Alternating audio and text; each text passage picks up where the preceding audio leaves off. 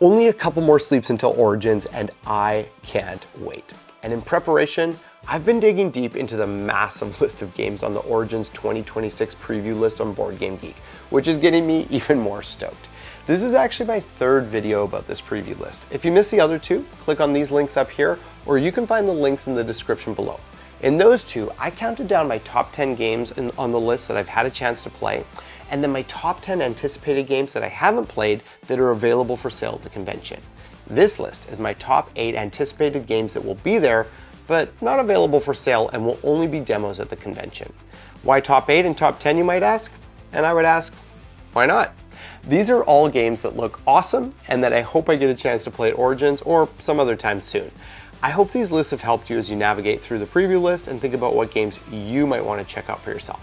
If so, please feel free to hit like and subscribe and turn on notifications so that we can hang out more often. But for now, let's break down this list. Starting us off at number 8 is Codenames Critical Role, designed by Vlada Chvátil, a total legend, as well as Felix Podlesny, and it's published by Czech Games Edition. When Codenames came out, we played it so much and introduced so many friends to it. It's honestly still such a solid game. That being said, I don't play Codenames very often these days, but I do love it when a solid classic gets a cool update or a twist added to it. This is a fully cooperative, campaign-style version of Codenames set in the world of Critical Role. It looks like one player acts as the game master, giving clues while the party goes on missions. You can level up characters and face different story aspects as you play through the campaign. It seriously looks pretty cool.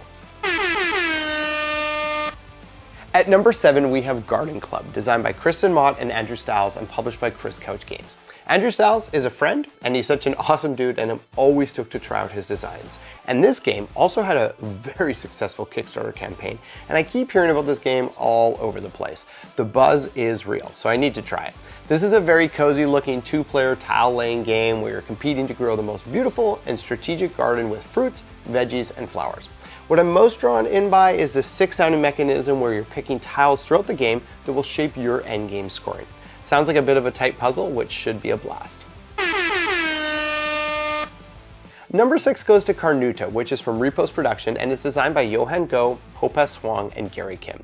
It's a game about druids competing to brew the most powerful potion by gathering secret ingredients and using a clever double-sided sun/moon rune system. It just looks like a pretty sweet little set collection game with a bit of a puzzly splash, and the runestone components look particularly awesome. Climbing the charts at number 5 is Headliner, which is designed by Jaden Johnson and it's also published by Chris Couch Games. Listen, if there's a decent looking music themed, especially rock themed game, I'm immediately at the table. I spent 9 years touring full time in a rock band, so any game that lets me relive the glory days is a treat. Besides the theme, the production and art look really well done. I think the thing that looks the coolest about this game to me is that your band progresses throughout the game until it finally headlines a show, and then your band breaks up. It's seriously just too real. Then you start again and continue building up. This one looks like a big yes please for me. Just past the halfway mark at number 4 is Jason and the Argonauts from Envy Born Games and designed by Tyler J. Brown. If you watch my top 10 played games in this Origin series, you would have seen Hercules and the 12 Labors on it because I think that game totally rules. Jason and the Argonauts is a follow-up to that game by the same designer and publisher, so that's basically enough for me to be amped up about it. And I'm not the only one who's anticipating it. This game was part of Backer Kit's Pocketopia and it absolutely destroyed, raising over $200,000. Absolutely amazing. The production and the artwork look stellar, just like in the first game. Cannot wait.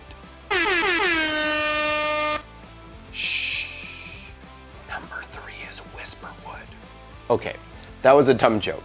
Whisperwood is designed by Brad Brooks, Aaron McDonald, and Christian Strain and published by Cardboard Alchemy. Although I haven't played this game, I did get a chance to see a brief demo of it at Dice Tower West, and let me tell you, this game is absolutely gorgeous. The components and the artwork and everything look absolutely stunning. It's also a bag building game, which is a mechanic I always love. It's another druid themed game where you're trying to cleanse and restore a corrupted magical forest. There's also some simultaneous action selection going on in this game that sounds pretty dope. Number 2 goes to Drillers from Czech Games Edition and it's designed by Roman Bednar and Adam Spinell. This game looks really sick.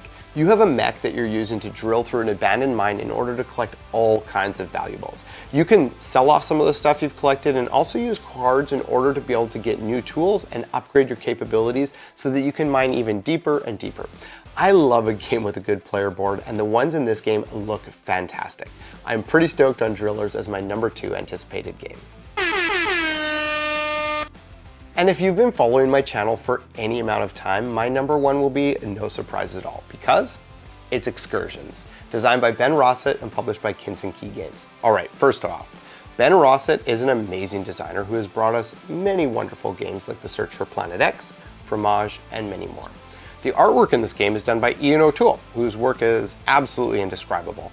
And Galactic Cruise was my number 1 game of 2025. You combine all of that and there's no way this isn't my most anticipated game of Origins 2026. It's a standalone game in the Galactic Cruise universe that's smaller and shorter, and there aren't even any photos of the actual game out yet. I am dying to see it and I can't wait to check it out at Origins. Side note, if you're going to Origins, I'll actually be running demos of Galactic Cruise and its expansions at the Kinson Key booth on Saturday, June 20th from 10 a.m. to noon.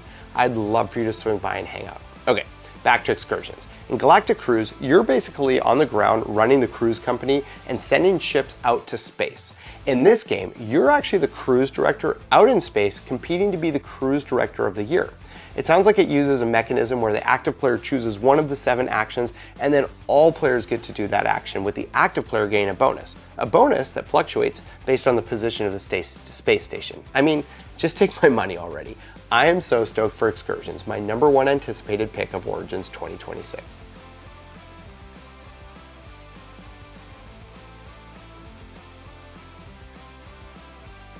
And that's my top 8 most anticipated demo-only games at Origins.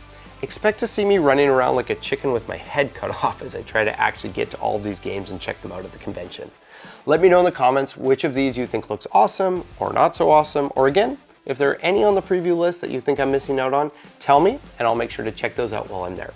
I'm really hoping that this 3-part series makes navigating and exploring the Origins preview list more accessible and enjoyable for you. I appreciate you watching along.